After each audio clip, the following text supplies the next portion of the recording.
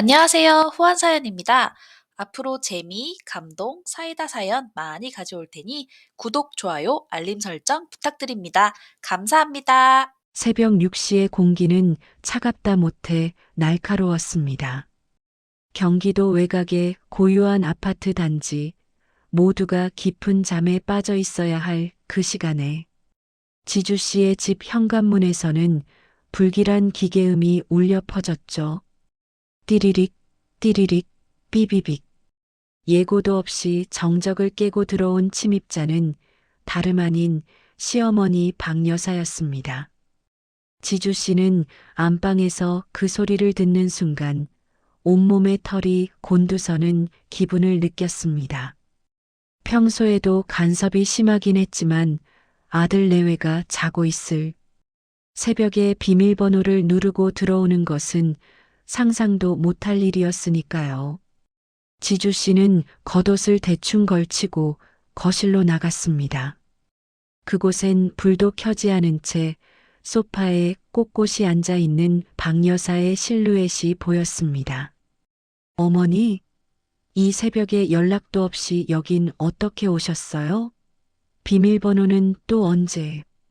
지주 씨의 목소리는 채 잠이 깨지 않아 갈라져 있었습니다. 하지만 박 여사는 대답 대신 소파 옆에 두었던 낡은 가죽 가방을 움켜쥐며 천천히 고개를 들었죠. 어둠 속에서도 번뜩이는 그 눈빛은 평소보다 훨씬 날카롭고 기괴했습니다. 마치 무언가에 쫓기는 사람 같기도 하고 혹은 무언가에 완전히 매료된 사람 같기도 했죠. 지주 씨는 그런 시어머니의 낯선 표정을 마주하며 본능적으로 한 걸음 뒤로 물러섰습니다. 연락은 무슨 연락? 내가 오늘 잠 한숨 못 자고 내 집 앞에 와서 기다린 걸 내가 알기나 하니? 오늘이 우리 집안 기둥뿌리가 새로 세워지느냐 아니면 폭삭 주저앉느냐가 결정되는 날인데 며느리라는 애가 이렇게 태평해서야 원. 박 여사의 말투는 평소보다 훨씬 거칠었습니다. 지주 씨는 차가운 거실 바닥의 감촉을 느끼며 마른 침을 삼켰죠. 오늘은 산부인과 정기 검진 날이자 초음파로 아이의 성별을 확인할 가능성이 매우 높은 날이었습니다. 지주 씨는 임신 중이라 예민해진 탓인지 시어머니의 저 유난스러운 태도, 뒤에 숨겨진 불길한 집착이 피부에 직접 닿는 것만 같아 소름이 돋았습니다. 병원 예약은 오전 10시예요, 어머니. 아직 서너 시간이나 남았는데. 일단 방에 들어가서 좀 더 쉬세요. 저도 준비할 시간이 필요하고요. 아침부터 왜 이렇게 서두르시는지 모르겠네요. 쉴 시간이 어디 있어. 삼신할미가 점지해준 기운이 빠져나가기 전에 내가 네 옆에 딱 붙어 있어야 한다고 했다. 병원 문 열자마자 들어가서 의사놈 멱살이라도 잡고 제대로 확인해야 한단 말이다. 네가 뭘 안다고 그래.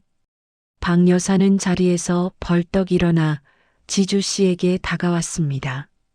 그러고는 가방 속에서 정체불명의 보자기에 쌓인 뭉치를 꺼내 탁자 위에 쾅 소리가 나도록 내려놓았죠. 보따리가 풀리자 그 안에서는 비린내가 섞인 역한 한약 냄새가 거실 가득 퍼지기 시작했습니다. 지주 씨는 그 냄새가 코끝을 스치는 순간 울컥 올라오는 입덧에 입을 틀어막아야 했습니다. 임신부에게는 치명적인 구역질을 유발하는 향이었죠. 이게 다 뭐예요, 어머니? 냄새가 너무 이상한데. 설마 이걸 마시라는 건 아니시죠? 물어보지 말고 마셔라. 한 방울도 남기지 말고 다 마셔야 해. 그래야 부정탄 게 씻겨 내려가고 우리 집안대를 이을 귀한 아들놈이 제 자리를 잡는 법이야. 이건 그냥 약이 아니라 내가 전국을 돌며 공들여 받아온 비방이다. 너를 위한 게 아니라 내 아들과 우리 집안을 위한 거니까 토하지 말고 마셔. 박 여사는 검은 액체가 든 파우치를 지주 씨의 코앞까지 들이밀었습니다. 그 표정은 자애로운 시어머니의 모습이 아니라 마치 무서운 집념에 사로잡힌 악귀와도 같았죠. 지주 씨는 당황스러웠습니다. 시어머니가 아들을 바란다는 건 알고 있었지만 이 정도로 비상식적인 행동을 할 줄은 몰랐던 것이죠. 지주 씨의 머릿속은 혼란으로 가득 찼습니다. 이 약의 정체는 뭘까? 어머니는 왜 저렇게까지 필사적일까? 하지만 지주 씨는 이때까지만 해도 그저 시어머니가 미신에 좀 깊게 빠진 수준이라고만 생각했습니다. 어머니, 의사 선생님이 임신 중에는 함부로 약 먹지 말라고 하셨어요. 성분도 모르는 걸 어떻게 그냥 마셔요. 그리고 저 지금 속이 너무 안 좋아서 아무것도 못 넘기겠어요. 일단 식탁에 두세요. 지주 씨가 겁에 질린 표정으로 파우치를 밀어내자 박 여사의 얼굴이 순식간에 시뻘겋게 달아오르며 험악하게 일그러졌습니다. 그 자애롭던 평소의 가면이 한꺼풀 벗겨져 나가는 순간이었죠. 네가 감히 내 아들 앞길을 막으려고 작정을 했구나. 이 약이 아니면 안 된다고 했단 말이다. 이번에 딸년을 낳으면 내 아들 단명한다는 소리를 내가 직접 듣고 왔는데 내가 뭔데 우리 집안 귀한 아들 목숨을 담보로 고집을 피워. 마셔. 당장 마시란 말이야. 박 여사는 지주 씨의 가녀린 팔목을 부러뜨릴 듯 억세게 잡아채며 비명을 질렀습니다. 지주 씨는 갑작스러운 통증과 시어머니의 광기에 얼어붙어 비명조차 지르지 못했습니다. 안방에서 자고 있을 남편을 부르고 싶었지만 너무나 큰 충격에 목소리가 나오지 않았죠. 박 여사의 눈에는 오직 뱃속의 아이가 아들이어야 한다는 강박뿐인 것처럼 보였습니다. 지주 씨는 그제야 깨달았습니다. 오늘 산부인과에 따라가겠다는 시어머니의 제안은 동행이 아니라 감시였으며 자신이 마셔야 할 이 검은 액체는 보약이 아니라 자신과 아이를 위협하는 무언가일지도 모른다는 사실을요. 지주 씨는 떨리는 손으로 겨우 박 여사의 손을 뿌리치고 소파 끝으로 몸을 숨겼습니다. 박 여사는 거친 숨을 몰아쉬며 바닥에 떨어진 한약 파우치를 다시 집어들었죠. 거실 시계의 초침 소리만이 두 사람 사이에 숨막히는 정적을 채우고 있었습니다. 밖은 여전히 어둡고 고요했지만 지주 씨의 가슴 속에서는 폭풍 같은 공포와 의문이 휘몰아치기 시작했습니다. 이것이 오늘 하루 동안 벌어질 끔찍한 일들의 아주 작은 시작에 불과하다는 것을 지주 씨는 아직은 다 알지 못했습니다. 아침 9시 병원으로 향하는 지주 씨의 SUV 차량 내부에는 에어컨의 차가운 냉기보다 더 서늘한 정적이 흐르고 있었습니다. 운전석에 앉은 지주 씨는 핸들을 잡은 손이 가늘게 떨리는 것을 들키지 않으려 애써 힘을 주었죠. 평소라면 조수석에 앉아 도란도란 이야기를 나눴을 남편은 급한 회사 업무 때문에 병원에서 바로 합류하기로 했습니다. 덕분에 지주 씨는 뒷좌석에 앉아 끊임없이 무언가를 중얼거리는 시어머니와 단둘이 남겨지게 된 것이죠. 백미러로 슬쩍 비친 박 여사의 모습은 그야말로 기괴했습니다. 그녀는 아까 거실에서 본 그 낡은 가죽 가방을 마치 갓난아이를 안듯 소중히 품에 안고 창밖을 보는 대신 지주 씨의 뒤통수를 뚫어지게 노려보고 있었으니까요. 어머니, 아까부터 뭘 그렇게 중얼거리세요? 어디 편찮으신 건 아니죠? 지주 씨가 참다 못해 조심스럽게 말을 건넸습니다. 그러자 박 여사는 중얼거림을 멈추고 낮게 가라앉은 목소리로 대답했습니다. 그 목소리는 마치 쇠 긁는 소리처럼 거칠었죠. 편찮냐고? 지금 내 몸뚱이가 문제냐? 우리 집안 대들보가 오늘 결정된다는데 내 정신이 오죽하겠어. 너는 운전이나 똑바로 해라. 뱃속에 귀한 놈 놀라지 않게 방지턱 조심하고. 어머니, 아들일지 딸일지 아직 확실하지도 않은데 너무 마음 졸이지 마세요. 요새는 딸이 더 효도한다잖아요. 저희 친정 엄마도 저 낳고 얼마나 좋아하셨는데요. 지주 씨는 분위기를 부드럽게 만들어 보려 애써 웃으며 말했습니다. 하지만 그 말은 오히려 박 여사의 영린을 건드린 꼴이 되고 말았죠. 박 여사는 갑자기 몸을 앞으로 숙여 운전석 시트를 꽉 움켜쥐었습니다. 지주 씨는 어깨 너머로 전해지는 시어머니의 거친 숨소리에 심장이 덜컥 내려앉는 기분이었습니다. 딸, 효도? 그까짓 효도가 무슨 소용이야. 너는 아직도 상황 파악이 안 되니? 이번에 딸이 나오면 내 아들 팔자가 꼬인다고 내가 몇 번을 말해. 그 용한 보살님이 그러셨어. 내 뱃속에 든 게 딸년이면 우리 아들 앞길 막는 살을 가지고 태어나는 거라고. 그 살이 내 아들 숨통을 조일 텐데 내가 그걸 보고만 있어? 박 여사의 광기 어린 외침이 좁은 차 안을 가득 채웠습니다.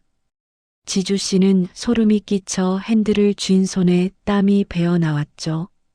살인이 단명이니 하는 비상식적인 단어들이 시어머니의 입에서 거침없이 튀어나올 때마다 지주 씨는 뱃속의 아이가 가엾다는 생각에 가슴이 미어지는 것 같았습니다. 아직 태어나지도 않은 아이에게 그런 저주에 가까운 말을 퍼붓는 시어머니를 이해할 수 없었죠. 어머니, 그런 미신을 어떻게 다 믿으세요? 요즘 세상에 딸이라고 아들 앞길 막는다는 게 말이 돼요? 제발 그런 무서운 말씀 좀 하지 마세요. 아기가 다 듣겠어요. 너야말로 내 말 우습게 듣지 마라. 내가 오늘 산부인과에 왜 가는 줄 알아? 의사놈이 거짓말 못하게. 내가 옆에서 두 눈 부릅뜨고 지켜볼 거다.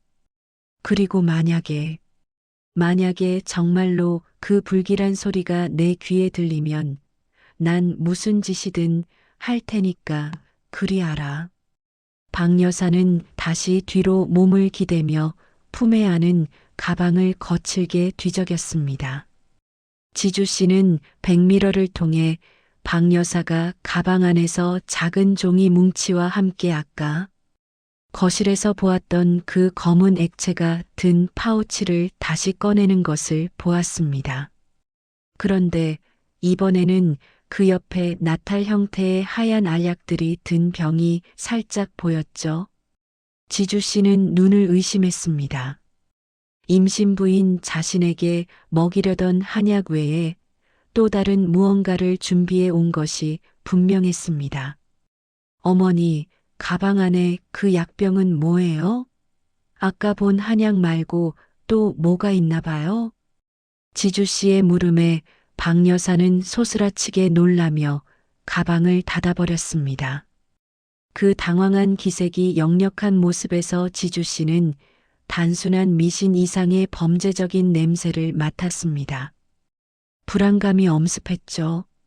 시어머니는 창밖으로 고개를 돌린 채 더 이상 대답하지 않았지만 그녀의 입술은 여전히 무언가 저주 같은 주문을 외우고 있었습니다. 다 너를 위한 거다. 우리 집안을 위한 거고, 나중에 고맙다고 절하게 될 게야. 그러니까 넌 입 다물고 운전이나 해. 박 여사의 마지막 말은 차가운 얼음 송곳처럼 지주 씨의 등에 꽂혔습니다. 지주 씨는 앞을 응시하며 떨리는 숨을 내뱉었습니다. 시어머니가 가방 속에 숨긴 그 알약들의 정체는 무엇일까? 무슨 짓이든 하겠다는 그 서늘한 다짐은 무엇을 의미하는 걸까?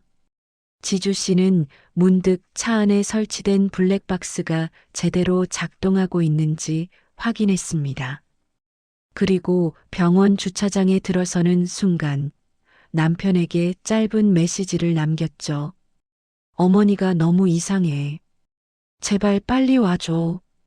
차 문을 열고 내리는 박 여사의 뒷모습은 평소보다 구부정했지만 그녀가 쥐고 있는 가방만큼은 그 어느 때보다 무겁고 위험해 보였습니다. 병원 입구로 향하는 박 여사의 걸음걸이에서 지주 씨는 피할 수 없는 폭풍이 다가오고 있음을 직감했습니다. 이제 곧 진료실 문이 열리면 시어머니가 숨겨온 그 충격적인 이유가 며느리 지주 씨의 눈앞에 적나라하게 드러나게 될 것이었습니다. 병원 대기실의 공기는 소독약 냄새와 긴장감이 섞여 묘하게 무거웠습니다.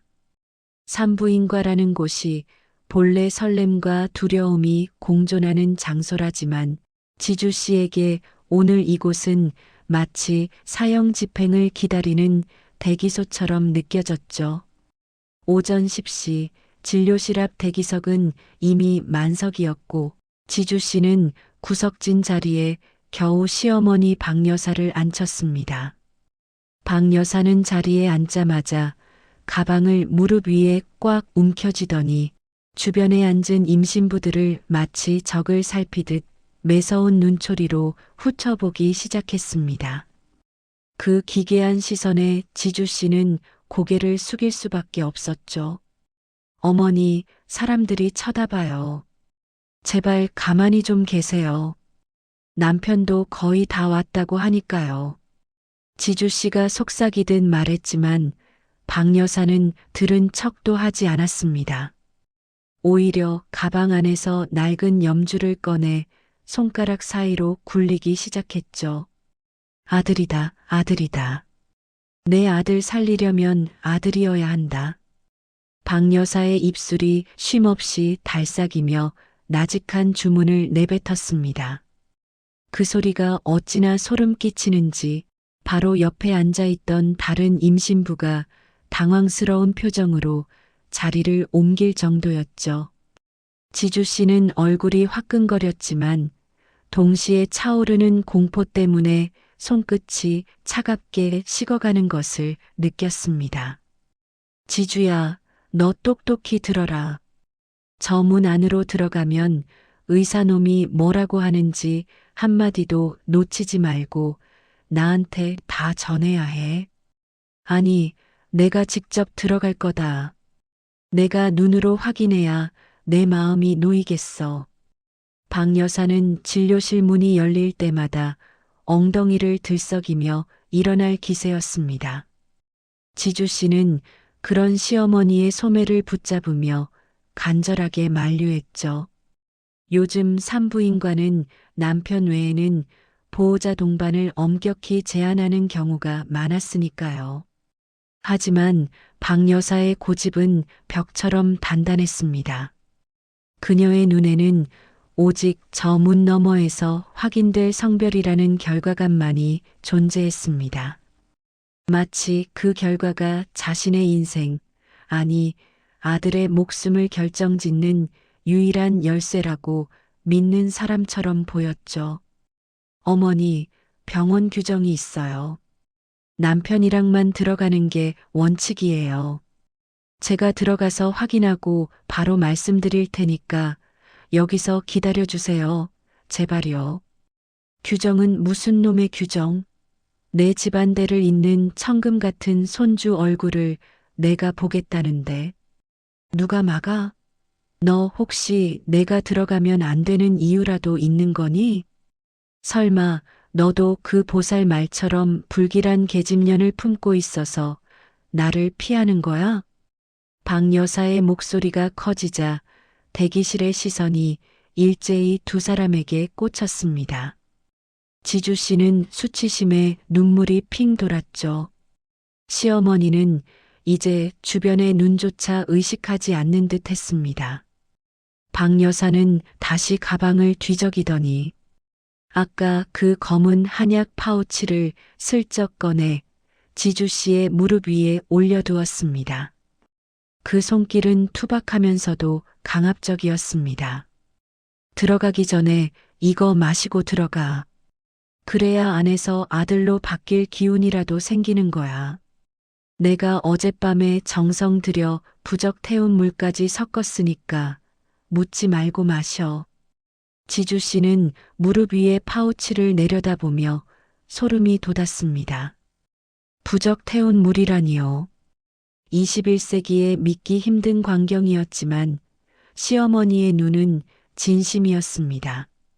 지주 씨는 그 약을 마시는 신용이라도 해야 시어머니가 진정할 것 같아 화장실에 다녀오겠다고 핑계를 대며 일어섰습니다.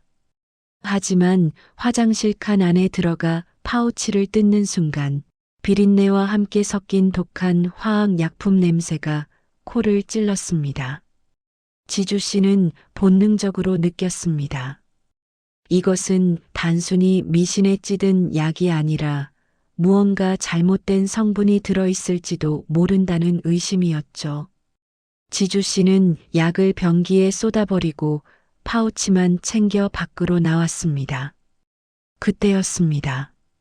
진료실 앞에서 간호사가 지주 씨의 이름을 호명했죠. 박 여사는 기다렸다는 듯 스프링처럼 튀어올라 진료실 문 앞으로 달려갔습니다. 지주 씨는 당황하며 박 여사를 막아 세우려 했지만 시어머니의 힘은 광기에 힘입어 평소보다 훨씬 강했습니다. 박지주님 들어오세요. 아, 보호자분은 한 분만. 내가 시어머니요. 내가 들어가야 해. 내 아들 목숨이 달린 일이야. 간호사의 제지에도 불구하고 박 여사는 막무가내로 진료실 안으로 발을 들이밀었습니다. 지주 씨는 아수라장이 된 상황 속에서 어쩔 줄 몰라 하며 시어머니의 뒤를 쫓아 들어갔죠. 진료실 안의 차가운 공기와 초음파 기계의 불빛이 지주 씨를 맞이했습니다. 박 여사는 의사의 책상 앞으로 달려가 다짜고짜 물었습니다. 선생님, 우리의 아들이죠? 아들이어야만 해요. 고추가 확실히 달려있죠? 의사는 당황한 기색이 역력한 채 안경을 고쳐 썼습니다. 지주 씨는 죄송하다는 말을 연신 내뱉으며 시어머니를 의자에 앉히느라 진땀을 흘렸죠. 박 여사는 가방을 가슴에 꼭 품은 채 살기 띈 눈으로 초음파 모니터를 노려보았습니다. 그 가방 안에는 아까 본 정체불명의 알약과 부적이 들어있었고 박 여사의 손은 여전히 부들부들 떨리고 있었습니다. 진료실의 무거운 정적 속에서 초음파 젤의 차가운 감촉이 지주 씨의 배 위로 전해졌습니다. 이제 곧 화면에 나타날 작은 생명의 모습이 누군가에겐 축복이겠지만 누군가에겐 잔혹한 범죄의 도화선이 될 수도 있다는 사실을 지주 씨는 직감하며 눈을 질끈 감았습니다. 시어머니의 거친 숨소리가 좁은 진료실 안에 울려 퍼지고 있었습니다. 진료실의 조명이 어둡게 내려앉고 오직 초음파 모니터만이 푸르스름한 빛을 내뿜고 있었습니다. 지주 씨는 차가운 젤이 배 위에 닿는 순간 온몸의 근육이 경직되는 것을 느꼈죠. 하지만 지주 씨보다 더 긴장한 사람은 따로 있었습니다. 시어머니 박 여사는 의사의 어깨 너머로 고개를 바짝 들이밀고는 마치 화면 속으로 빨려 들어갈 듯 모니터를 노려보았죠. 그녀의 가슴팍에 놓인 낡은 가죽 가방이 들썩일 정도로 거친 숨소리가 고요한 진료실을 채웠습니다. 의사는 익숙한 듯 무심하게 탐촉자를 움직이며 화면 속의 검은 공간을 탐색하기 시작했습니다. 자, 여기 머리가 보이고요. 심장 소리도 아주 규칙적이고 건강하네요. 의사의 말에도 박 여사는 전혀 관심이 없다는 듯 앙칼진 목소리로 끼어들었습니다. 심장 소리 그런 건 됐고요. 선생님, 아래를 보세요, 아래를. 거기가 중요하잖아요. 거기가 매끈한지 아니면 뭐가 툭 튀어나왔는지 그것만 빨리 좀 봐줘요. 박 여사의 목소리는 거의 비명에 가까웠습니다. 지주 씨는 수치심에 얼굴을 들 수 없었지만 의사는 이런 보호자를 한두 번 본 게 아니라는 듯 침착하게 탐촉자를 태아의 다리 사이로 가져갔죠. 지주 씨는 심장이 입 밖으로 튀어나올 것만 같았습니다. 성별이 무엇이든 사랑해줄 준비가 되어 있었지만 시어머니의 저 광기 어린 집착이 어떤 결과를 불러올지 너무나 두려웠기 때문입니다. 화면에는 태아의 가랑이 사이가 아주 선명하게 나타났습니다. 의사는 잠시 화면을 멈추고는 부드럽지만 단호한 어조로 입을 열었습니다. 아, 여기 보이시죠? 매끈하네요. 엄마를 꼭 닮은 아주 예쁜 공주님입니다. 그 한마디가 떨어지는 순간 진료실의 공기는 마치 얼음물을 끼얹은 듯 순식간에 동결되었습니다. 지주 씨는 공주님이라는 말에 안도와 기쁨의 눈물이 핑 돌았지만 그 감정을 만끽할 시간조차 허락되지 않았죠. 옆에서 지켜보던 박 여사가 마치 발작을 일으키듯 자리에서 벌떡 일어났기 때문입니다. 아니야. 그럴 리가 없어. 선생님, 당신 눈이 어떻게 된 거 아니야? 다시 봐. 다시 보란 말이야. 저기에 분명히 고추가 있어야 한다고. 박 여사는 의사의 책상을 쾅쾅 내리치며 소리를 질렀습니다. 당황한 의사가 모니터를 다시 가리키며 설명을 시도했지만 박 여사는 이미 이성을 잃은 상태였죠. 그녀는 자신의 머리카락을 쥐어뜯으며 말도 안 돼. 내 아들이 죽어. 우리 집안대가 끊겨. 라고 울부짖었습니다. 그 모습은 시어머니라기보다 차라리 자식을 잃은 짐승의 절규와도 같았습니다. 지주 씨는 배 위에 묻은 재를 닦아낼 생각도 못한 채 공포에 질려 시어머니를 바라보았습니다. 어머니, 진정하세요. 딸이면 어때요? 우리 예쁜 딸이잖아요. 선생님, 죄송합니다. 어머니가 좀 편찮으셔서 그래요. 지주 씨가 박 여사의 팔을 붙잡으며 만류하려 했지만 박 여사는 지주 씨를 매섭게 뿌리쳤습니다. 그러더니 가방 속에서 아까 보았던 그 하얀 알약병을 꺼내 손에 쥐었죠. 그녀의 눈빛은 이미 사람이 아니었습니다. 딸이면 지워야 한다는 무속인의 저주가 그녀의 영혼을 완전히 잠식해버린 것이었죠.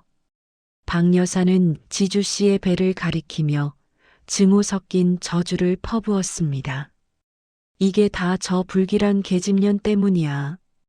적에 들어앉아서 우리 아들 오늘 다 갉아먹고 있는 거라고. 지주야, 너 똑똑히 들어. 저건 아이가 아니라 살덩어리다. 내 아들을 죽일 살덩어리라고. 박 여사의 폭언에 진료실 밖 대기 환자들까지 술렁이기 시작했습니다. 간호사들이 달려와 박 여사를 진정시키려 했지만 그녀는 가방을 무기처럼 휘두르며 아무도 다가오지 못하게 했죠. 의사는 심각한 표정으로 차트를 넘기며 보안 요원을 호출했습니다. 지주 씨는 그 혼란의 중심에서 자신의 배를 꼭 감싸 안았습니다. 방금 전 확인한 그 작은 생명이 단지 성별 때문에 자신의 할머니에게 죽어야 할 존재로 취급받는 현실이 너무나도 잔인하게 느껴졌습니다. 박 여사는 끝내 보안 요원들에 의해 진료실 밖으로 끌려나갔습니다. 하지만 그녀는 끌려나가는 순간까지도 지주 씨를 노려보며 너 절대 그 아이 못 낳는다. 내가 어떻게 해서든 저 살덩어리를 떼어내고 말 거야. 라고 악을 썼습니다. 진료실 문이 닫히고 나서야 찾아온 정적 속에서 지주 씨는 온몸을 바들바들 떨며 오열하기 시작했습니다. 축복받아야 할 검진 날은 그렇게 피비린내 나는 전쟁터로 변해버렸고 시어머니의 광기는 이제 단순한 미신을 넘어 실질적인 위협으로 지주 씨의 목조차 조여오기 시작했습니다. 풍이 한 차례 지나간 산부인과 복도에는 싸늘한 침묵만이 맴돌았습니다. 보안 요원들에게 끌려나갔던 박 여사는 한참 뒤 마치 딴 사람이라도 된 듯 초점 없는 눈으로 벤치에 앉아 있었죠. 지주 씨는 엉망이 된 마음을 추스르며 진료실을 나왔습니다. 뱃속의 아이에게 미안해 자꾸만 손이 배로 향했죠. 그런데 그때 고개를 숙이고 있던 박 여사가 천천히 일어나 지주 씨에게 다가왔습니다. 아까의 광기는 어디로 갔는지 그녀의 얼굴에는 참담한 기색과 함께 비굴한 미소마저 걸려 있었습니다. 지주야, 내가 아까는 제정신이 아니었다. 그 보살 말이 너무 무서워서 내 아들 잘못될까봐 겁이 나서 그랬어. 못난 시어미를 용서해라. 박 여사는 지주 씨의 떨리는 손을 두 손으로 꼭 잡았습니다. 하지만 지주 씨는 그 손길이 따뜻하기는커녕 마치 독사의 몸통이 손목을 감싸는 듯한 소름 끼치는 촉감을 느꼈죠. 박 여사는 가방 안에서 아까와는 다른 정성스럽게 포장된 보온병 하나를 꺼냈습니다. 그리고는 세상에서 가장 자애로운 할머니라도 된 양 나긋나긋한 목소리로 말을 이어갔습니다. 의사 선생님이 공주님이라는데 내가 축복은 못 해줄 망정. 미안하다. 여기 이건 내가 미리 준비해온 귀한 약차야. 마음 진정시키는데 최고라니까. 일단 이거 마시고 기운 차리자. 응? 그래야 우리 며느리 마음도 좀 편해지지. 박 여사는 보온병 뚜껑에 직접 차를 따라 지주 씨의 입가에 들이밀었습니다. 고소한 대추 향이 확 풍겼지만 지주 씨는 왠지 모를 위화감을 느꼈습니다. 아까 진료실에서 절대 못 낳는다고 악을 쓰던 사람의 사과치고는 너무나 급작스러웠으니까요. 하지만 주변에는 여전히 사람들의 시선이 따가웠고 지주 씨는 일단 상황을 모면하고 싶은 마음에 잔을 받아들었습니다. 어머니, 일단 알겠으니까 진정하세요. 남편 오면 같이 이야기해요. 지주 씨는 잔을 입가에 가져갔지만 마시는 신용만 할 뿐 실제로 액체를 넘기지는 않았습니다. 그런데 그 찰나 박 여사의 눈동자가 지주 씨의 목을대를 뚫어지게 주시하는 것을 발견했죠. 꿀꺽 소리가 나기를 기다리는 그 기괴한 집착. 지주 씨는 입안에 머금은 차에서 대추향 뒤로 숨겨진 미세하고 쓴맛을 감지했습니다. 그것은 아까 화장실에서 쏟아버린 한약에서 났던 그 불쾌한 화학 약품의 잔향과 닮아 있었죠. 왜 안 마시고 그러니? 어서 마셔. 그래야 내 속도 편해지고 우리 공주님도 편안해지지. 박 여사의 목소리가 낮게 깔리며 지주 씨를 압박했습니다. 지주 씨는 순간 결단했습니다. 이 여자는 변한 게 아니라고요. 단지 방법을 바꾼 것뿐이라는 확신이 들었습니다. 지주 씨는 갑자기 헛기침을 하며 입안에 머금었던 액체를 손수건에 뱉어냈습니다. 그리고는 보온병 뚜껑을 닫아 가방에 챙겼습니다. 어머니, 갑자기 속이 너무 울렁거려서 지금은 못 마시겠어요. 차 안에서 천천히 마실게요. 화장실 좀 다시 다녀올게요. 지주 씨가 다급히 화장실로 향하자 박 여사의 얼굴에서 미소가 순식간에 사라지며 서늘한 살기가 스쳐 지나갔습니다.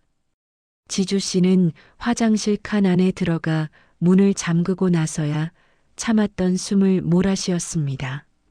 손수건에 적셔진 그 갈색 액체. 지주 씨는 이제 더 이상 시어머니를 노망난 노인으로 치부할 수 없었습니다. 그녀는 진심으로 이 아이를 지우려 하고 있었고 그 계획은 상상을 초월할 정도로 치밀하고 잔혹했으니까요. 지주 씨는 화장실 거울 속에 비친 자신의 창백한 얼굴을 보며 입술을 깨물었습니다. 그리고 드디어 결심했죠. 시어머니가 쳐놓은 이 덫을 그대로 역이용해 다시는 자신과 아이의 근처에 얼씬도 못하게 만들겠다고요. 마침 남편에게서 거의 다 왔다는 메시지가 도착했습니다. 지주 씨는 보온병을 꽉 쥔 채 이제는 자신이 먼저 판을 깔 차례라는 것을 깨달았습니다. 지주 씨는 화장실 칸 안에서 보온병에 담긴 액체를 뚫어지게 응시했습니다. 이것을 마셨다면 어떤 일이 벌어졌을지 생각만 해도 등줄기에 식은땀이 흘러내렸죠. 하지만 여기서 무너질 수는 없었습니다. 지주 씨는 떨리는 손으로 남편에게 전화를 걸어 지금 상황을 간략히 알린 뒤 화장실을 나와 다시 박 여사에게로 향했습니다.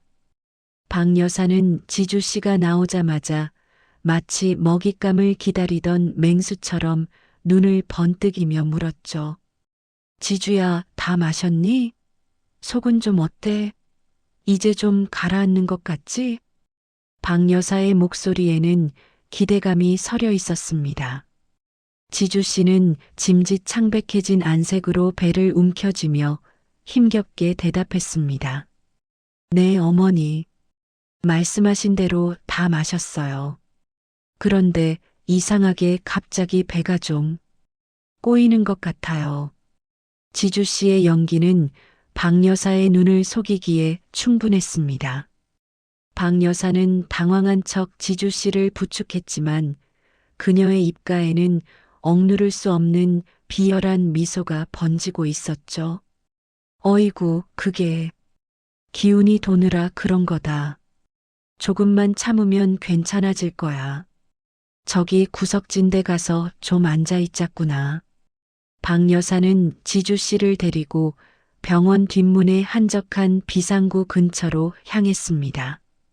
사람들의 눈을 피하려는 속셈이었죠. 하지만 지주 씨는 이미 그곳으로 오기 전 조용히 휴대폰의 단축키를 눌러 112에 신고를 해둔 상태였습니다. 살려주세요, 어머니. 배가 너무 아파요. 정말 아기가 잘못되는 거 아니에요?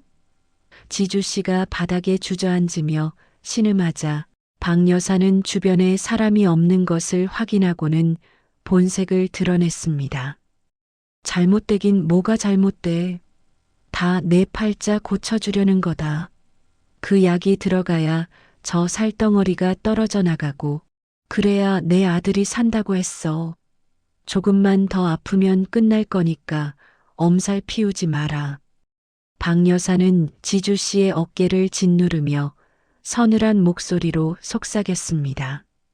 지주 씨는 그 폭언을 고스란히 휴대폰 너머 경찰관이 듣고 있음을 확신하며 더 크게 소리를 냈죠. 어머니, 어떻게 저희 아기한테 이러실 수가 있어요? 그 약에 대체 뭘 넣으신 거예요? 지주 씨의 절규에 박 여사는 비웃음을 흘리며 가방을 고쳐 맸습니다. 뭐가 들어갔는지 네가 알아서 뭐해? 이제 곧 피가 쏟아질 테니 그때 가서 울어라. 이건 다 네가 아들을 못 품은 죄다. 바로 그 순간이었습니다. 비상구 문이 거칠게 열리며 경찰관 2명과 사색이 된 지주 씨의 남편이 들이닥쳤습니다. 박 여사는 소스라치게 놀라며 뒷걸음질을 쳤죠. 경찰관들은 현장에 주저앉아 고통스러워하는 산모와 그 위에서 서슬 퍼런 눈으로 독서를 내뱉던 노인을 대면했습니다. 경찰입니다. 할머니, 지금 뭐라고 하셨습니까? 산모한테 무슨 약을 먹였다고요? 아, 아니에요. 나는 그냥 보약을. 며느리 건강 생각해서 준 건데 얘가 갑자기 왜 이러는지 모르겠어요. 박 여사는 순식간에 얼굴색을 바꾸며 가방을 뒤로 숨기려 했습니다. 하지만 지주 씨는 남편의 품에 안겨 가쁜 숨을 몰아쉬며 박 여사가 준 보온병을 가리켰습니다. 경찰관님, 어머니가 주신 약을 마시자마자 배가 끊어질 것 같아요. 저 보온병에 든 약, 제발 조사해 주세요. 아까 가방에 다른 약병도 숨기시는 걸 봤어요. 경찰은 즉시 박 여사의 가방을 압수하려 했습니다. 박 여사는 비명을 지르며 저항했지만 이미 늦은 일이었죠. 가방 안에서는 성분 모를 하얀 알약통과 딸이면 지워야 아들이 산다고 갈겨 쓴 기괴한 부적이 쏟아져 나왔습니다. 남편은 바닥에 떨어진 부적과 약통을 보며 배신감에 몸을 떨었습니다. 어머니, 정말 사람 맞아요? 당신 손주예요. 내 딸이라고요. 남편의 일갈에 박 여사는 넋이 나간 듯 주저앉았고 지주 씨는 경찰의 부축을 받으며 응급실로 향하는 들것에 실려갔습니다. 병원의 차가운 복도에는 박 여사의 비명 섞인 변명이 울려 퍼졌지만 지주 씨는 알고 있었습니다. 이제 법과 공권력이 저 광기 어린 시어머니를 단죄할 시간이 시작되었다는 것을요. 지주 씨는 남편의 손을 꼭 잡으며 속으로 다짐했습니다. 다시는 그 더러운 손길이 자신과 아기에게 닿지 못하게 하겠다고 말이죠. 강남의 한 경찰서 진술실, 형광등 불빛 아래 박 여사의 얼굴은 종이처럼 창백하게 질려 있었습니다. 방금 전까지 병원에서 사자우를 토하던 기세는 어디로 갔는지 그녀는 이제 초조하게 손톱을 물어뜯으며 수사관의 눈치만 살피고 있었죠. 탁자 위에는 지주 씨가 제출한 보온병과 박 여사의 가방에서 나온 정체불명의 약통들이 증거물로 놓여 있었습니다.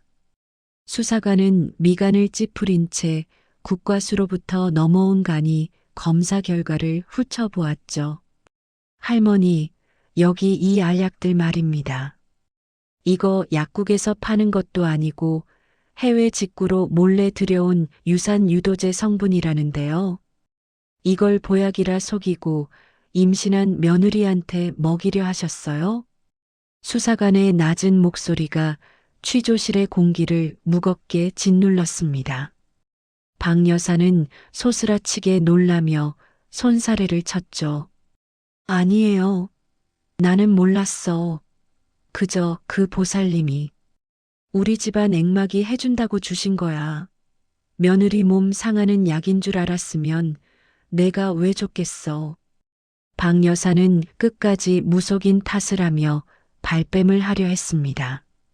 하지만 지주 씨는 이미 한 발 앞서 움직이고 있었습니다. 지주 씨는 병원 응급실에서 안정을 취하자마자 남편을 통해 박 여사가 평소 드나들던 복채 100만 원짜리 점집의 위치를 경찰에 알렸던 것이죠.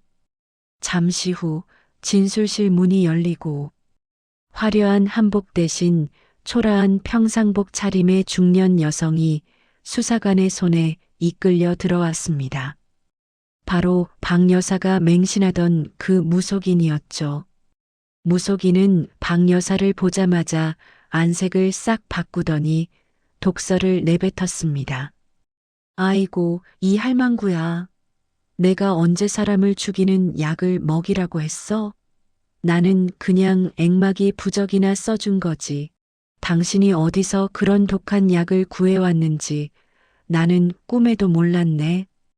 박 여사는 믿었던 무속인의 배신에 입을 떡 벌렸습니다. 아니, 보살님, 당신이 그랬잖아. 이번에 딸 낳으면 내 아들 단명한다고, 어떻게든 막아야 한다고 당신이 부추겼잖아. 박 여사가 절규하듯 소리쳤지만 무속인은 냉정하게 코웃음을 쳤습니다. 사실 무속인은 경찰차에 타기 직전 지주 씨의 남편으로부터 한 통의 전화를 받았습니다. 사실대로 말하지 않으면 당신도 살인 공모죄로 평생 감옥에서 썩게 하겠다는 차가운 경고였죠. 겁에 질린 무속인은 살기 위해 박 여사를 철저히 벼랑 끝으로 밀어넣기로 작정한 것이었습니다. 내가 언제 그랬어? 나는 그저 아들이 효도할 팔자라고 했지. 딸이라고 죽는다는 소린 안 했어. 이 할머니가 손주 보고 싶어 미쳐서 혼자 망상을 떨더니 이제 나까지 물고 늘어지네. 수사관님, 이 사람 무서운 사람이에요. 며칠 전에는 뱃속에 아이 성별 바꾸는 방법 없냐고 나를 달달 볶더라니까요. 무속인의 결정적인 증언에 박 여사는 부르르 떨며 바닥으로 무너져 내렸습니다. 자신이 평생을 바쳐 믿고 돈을 쏟아부었던 미신이 정작 위기의 순간에 자신을 물어뜯는 칼날이 되어 돌아온 것이었죠. 지주 씨는 조사실 밖 일방통행 거울 너머로 그 참혹한 광경을 지켜보고 있었습니다. 시어머니가 그토록 지키려 했던 아들의 운명이라는 명분이 얼마나 허망한 모래성 위에 세워진 광기였는지 똑똑히 확인하는 순간이었습니다. 수사관은 고개를 저으며 조서를 작성하기 시작했습니다. 박 여사가 끝까지 아들을 위해서라고 주장했던 그 모든 행위는 이제 법의 이름 아래 계획적인 살인미수와 상습학대라는 죄명으로 기록되었습니다.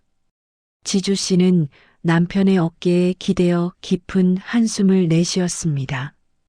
이제 시어머니라는 이름의 거대한 괴물이 무너져 내리는 소리가 들려오고 있었습니다. 경찰서의 무거운 공기 속에서 박 여사는 마치 물 밖으로 나온 물고기처럼 입술을 뻐끔거리며 아들을 찾았습니다. 하지만 잠시 후 진술실에 무거운 철문이 열리고 들어온 아들, 즉 지주 씨의 남편 현우 씨의 표정은 박 여사가 평생 본 적 없는 서늘한 얼음장 같았죠. 박 여사는 아들을 보자마자 마치 구원자라도 만난 듯 달려들어 그의 소매를 붙잡았습니다. 현우야, 너 왔구나. 너가 말 좀 잘해다오. 이 애미가 다 누구 때문에 이 고생을 하는데 이게 다 너를 위한 거였다고, 너 팔자 피게 하려고 그랬다고, 너가 증언 좀 해줘. 박 여사의 갈라진 목소리가 취조실 벽에 부딪혀 공허하게 울렸습니다. 그러나 현우 씨는 어머니의 손을 마치 오물이 묻은 물건이라도 되는 양 거칠게 뿌리쳤죠. 그 반동에 박 여사는 의자에 볼품없이 주저앉았습니다. 현우 씨는 가슴 안쪽 주머니에서 서류 봉투 하나를 꺼내 탁자 위에 차갑게 던졌습니다. 그것은 다름 아닌 가족관계 단절 통지서와 접근금지 가처분 신청서였죠. 어머니, 아니 박 여사님, 당신이 방금 하신 그 말, 제발 그만 좀 하세요. 나를 위해서라고요? 내 아이를 죽이려 한 게 어떻게 나를 위한 겁니까? 당신이 오늘 죽이려 한 건 내 딸뿐만 아니라 가장 소중한 사람들을 지키며 살고 싶어 했던 나의 평범한 인생 그 자체였다고요. 현우 씨의 목소리는 낮았지만 그 안에 담긴 분노는 취조실의 형광등마저 떨리게 할 정도로 강력했습니다. 박 여사는 멍청한 표정으로 아들을 올려다보았습니다. 평생을 아들 하나만 바라보고 아들의 운명을 점지받기 위해 전 재산을 갖다 바쳤는데 정작 그 아들의 입에서 박 여사님이라는 타인보다 못한 호칭이 나오자 정신이 아득해진 것이죠. 현우야, 너 지금 무슨 소리를 하는 거니? 내가 너를 어떻게 키웠는데 그까짓 가시나 하나 때문에 이 애미를 버리겠다고? 그까짓 가시나요? 그 아이는 내 딸입니다. 그리고 당신이 그토록 숭배하던 그 점괘, 제가 그 무속인한테 다 들었습니다. 당신이 듣고 싶어 하는 말만 골라서 해준 거라고요. 당신은 아들을 지키고 싶었던 게 아니라 그저 당신의 비뚤어진 집착을 정당화할 핑계가 필요했던 괴물일 뿐입니다. 오늘부로 박 여사님과의 인연은 끝입니다. 법정에서나 뵙죠. 현우 씨는 뒤도 돌아보지 않고 진술실을 나갔습니다. 박 여사는 절규하며 아들의 이름을 불렀지만 굳게 닫힌 철문은 다시 열리지 않았죠. 그녀가 평생을 바쳐 쌓아 올린 가문과 효도라는 환상이 자신이 저지른 광기, 어린 범죄 앞에서 가차없이 박살나는 순간이었습니다. 지주 씨는 문 밖에서 남편의 손을 꼭 잡았습니다. 남편의 어깨가 미세하게 떨리고 있었지만 그 걸음걸이만큼은 그 어느 때보다 단호했습니다. 박 여사는 이제 혼자 남겨졌습니다. 아들에게 버림받았다는 사실이 살인미수 혐의보다 더 큰 형벌이 되어 그녀의 심장을 파고들었죠. 그녀는 바닥을 긁으며 울부짖었지만 수사관들은 냉정하게 그녀의 팔에 수갑을 채웠습니다. 자신이 지키려 했던 아들이 직접 자신을 고발하고 절연을 선언한 이 비극은 박 여사가 그토록 신봉하던 그 어떤 악랄한 저주보다 더 처절하고 확실한 인과응보였습니다. 박 여사의 몰락은 거기서 끝이 아니었습니다. 형사 재판이 시작되기도 전 지주 씨와 현우 씨는 박 여사가 그토록 애지중지하며 목숨처럼 아꼈던 자산들을 향해 매서운 칼날을 휘둘렀죠. 박 여사는 유치장 차가운 마루에 앉아 면회온 변호사로부터 믿기 힘든 소식을 전해 듣게 되었습니다. 본인의 이름으로 된 아파트와 상가 건물이 모조리 가압류되었다는 소식이었죠. 지주 씨가 입은 정신적 충격에 대한 위자료 청구는 물론이고 그동안 아들 내외의 명의를 도용해 몰래 가입했던 각종 보험금에 대한 손해배상 청구 소송이 들이닥친 것이었습니다. 박 여사님, 지금 집이고 뭐고 다 넘어가게 생겼어요. 며느님 쪽에서 작정을 하고 덤비는데 이건 제가 손 쓸 수 있는 수준이 아닙니다. 게다가 아드님이 어머니 재산 형성에 본인 지분이 있다며 소송 증거까지 다 넘겨줬어요. 변호사의 말은 박 여사에게 사형 선고보다 더 잔인하게 들렸습니다. 박 여사는 평생을 내 아들 집, 내 아들 건물이라 부르며 그 재산들을 훈장처럼 여기고 살았죠. 하지만 정작 그 아들은 어머니의 노후 자금을 박살내는데 앞장섰습니다. 지주 씨는 단순히 시어머니를 감옥에 보내는 것에 그치지 않았습니다. 그녀가 가장 무서워하는 것이 돈줄이 마르는 것과 세상의 조롱이라는 것을 정확히 꿰뚫고 있었죠. 지주 씨는 박 여사가 살던 아파트 내부의 모든 가구와 가전제품까지 유치권 행사를 통해 압류 딱지를 붙여버렸습니다. 박 여사가 그토록 신주단지 모시듯 했던 고급 자개장, 아들 장가 보낼 때 샀다던 명품 식기들 위에는 빨간 딱지가 덕지덕지 붙었습니다. 지주 씨는 이 모든 과정을 담담하게 지켜보았죠. 시어머니가 가문과 대를 운운하며 자신을 핍박할 때 썼던 그 모든 자금줄이 끊어지는 광경은 그 어떤 욕설보다 통쾌한 복수였습니다.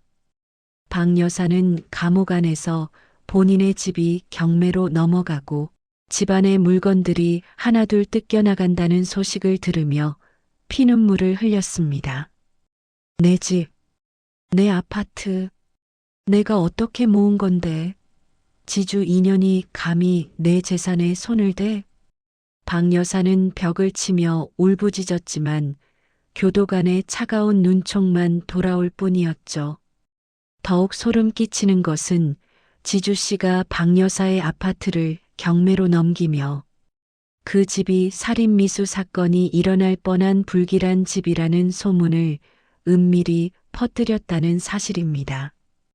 덕분에 집값은 폭락했고 박 여사는 빚잔치를 하고 나면 길바닥에 나앉아야 할 처지가 되었습니다.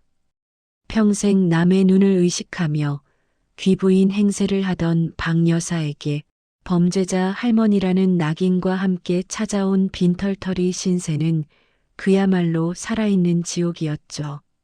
지주 씨는 법정 대리인을 통해 박 여사에게 마지막 편지를 보냈습니다. 그 안에는 어떠한 욕설도 없었지만 박 여사를 무너뜨리기엔 충분했습니다. 어머니가 그토록 아끼시던 재산은 어머니가 지우려 했던 죄, 딸의 양육비와 어머니의 죄를 입증하는 소송비로 아주 알차게 쓰이고 있습니다. 걱정 마세요. 한 푼도 남기지 않고 다 써버릴 테니까요. 박 여사는 그 편지를 갈기갈기 찢으며 발광했지만 이미 그녀의 손에는 아무것도 남아있지 않았습니다. 권력을 휘두르던 시어머니의 위엄은 추악한 범죄자의 집착으로 변질되어 세상의 구경거리가 되었고 그녀가 믿었던 가문의 번영은 자신의 손으로 직접 끊어버린 꼴이 되었습니다. 지주 씨는 이제 시어머니의 비참한 최후를 감상하며 진정으로 평온한 출산 준비를 시작할 수 있게 되었습니다. 박 여사의 노후는 이제 축축한 감옥 바닥과 아무도 찾지 않는 낡은 고시원 방만이 기다리고 있을 뿐이었죠. 시간은 잔인할 만큼 무심하게 흘러갔고 지주 씨의 세상에는 비로소 눈부신 평화가 찾아왔습니다. 어느덧 1년 뒤 지주 씨는 따스한 햇살이 내리쬐는 거실에서 이제 막 걸음마를 시작하려는 딸아이의 손을 잡고 있었죠. 아이의 해맑은 웃음소리가 집안 가득 울려 퍼질 때마다 지주 씨는 작년 그 지옥 같았던 산부인과에서의 하루가 마치 전생의 일처럼 멀게만 느껴졌습니다. 남편 현우 씨는 퇴근하자마자 딸을 품에 안고 세상에서 가장 행복한 아빠의 얼굴로 아이의 볼에 입을 맞추었습니다. 그들에게 더 이상 아들이나 가문, 단명 같은 불길한 단어들은 존재하지 않았습니다. 하지만 지주 씨는 잊지 않았습니다.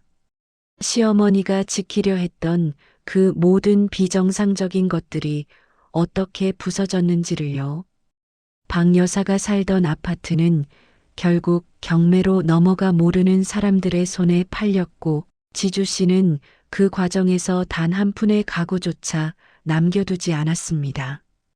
박 여사가 자랑스러워하던 값비싼 장식품부터 며느리를 감시하던 시선이 닿았던 문짝 하나까지 지주 씨는 압류와 처분을 통해 시어머니의 흔적을 세상에서 깨끗이 지워버렸습니다. 그것은 단순한 복수가 아니라 독소가 퍼진 부위를 도려내는 정화의 과정이었죠. 같은 시각, 어느 낡고 비좁은 고시원 방. 실형을 살고 나와갈 곳이 없어진 박 여사는 곰팡이 냄새가 진동하는 그곳에서 홀로 쪼그려 앉아 있었습니다. 그녀의 손에는 이제 금반지 대신 거친 굳은 살만이 박여 있었고 화려했던 외제차 대신 구청에서 보내준 기초생활수급자 안내문이 놓여 있었죠. 박 여사는 수백 번도 더 눌러본 아들의 번호로 전화를 걸어보았지만 들려오는 것은 연결할 수 없다는 차가운 기계음 뿐이었습니다. 지주 씨와 현우 씨는 법적으로 접근 금지 명령을 완벽히 갱신했고 만약 그녀가 한 번이라도 아들 내외를 찾아온다면 즉시 다시 구속될 처지였으니까요. 현우야. 내 아들 현우야. 너가 나한테 이러면 안 되지. 내가 다 너 잘 되라고. 박 여사는 벽을 긁으며 중얼거렸지만 이제 그녀의 목소리를 들어줄 사람은 아무도 없었습니다. 그녀가 그토록 맹신했던 무속인은 이미 사기죄로 구속되어 다른 교도소에 수감 중이었고 그녀가 목숨보다 아꼈던 아들은 이제 그녀를 잠재적 살인자로 기억하며 기억 속에서 지워버렸습니다. 박 여사는 TV 뉴스에서 우연히 보게 된 여아, 인권보호단체의 홍보 영상에서 자신의 이름으로 된 거액의 기부금 목록을 발견하고 경악했습니다. 지주 씨가 위자료로 받아낸 박 여사의 재산 일부를 박 여사가 그토록 혐오했던 딸들을 지키는데 써버린 것이었죠. 자신의 평생 노고가 자신이 가장 증오하던 곳에 쓰였다는 사실은 박 여사에게 그 어떤 고문보다 처절한 고통이었습니다. 지주 씨는 쓰레기통에 마지막으로 남아있던 시어머니의 낡은 편지와 가계도를 미련 없이 던져버렸습니다. 종이 뭉치가 쓰레기 더미 속으로 사라지는 순간 지주 씨의 가슴 속에 남아있던 마지막 응어리도 함께 씻겨 내려갔죠. 어머니, 당신이 그토록 지키려 했던 가문은 이제 이 세상 어디에도 없어요. 우리 가족은 당신의 그 더러운 욕망이 닿지 않는 곳에서 우리만의 역사를 새로 쓰고 있거든요. 지주 씨는 창밖을 보며 조용히 은조렸습니다. 지주 씨와 남편 그리고 아이는 이제 시어머니라는 거대한 악몽에서 완전히 벗어났습니다. 박 여사는 자신이 판 함정 속에 스스로 갇혀 아무도 찾아오지 않는 방에서 서서히 잊혀가는 형벌을 받게 되었습니다. 그것은 죽음보다 더 잔인한 망각이라는 이름의 인과응보였습니다.